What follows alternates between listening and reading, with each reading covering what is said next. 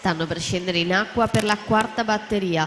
Matteo Calzeroni in corsia 1, Andrea Bitta alla 2, Luca Dalla Betta alla 3, Giovanni Gallina in 4, Riccardo Pandini in 5, Enrico Del Pivo in 6, Riccardo Visentini in 7, Edoardo Zauli alla 8.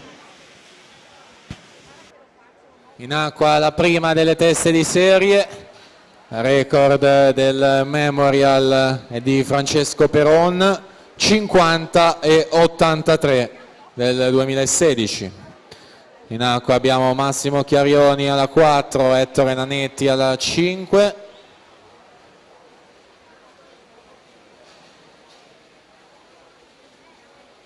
Massimo Chiarioni 53,96 su Ettore Nanetti, 54,12.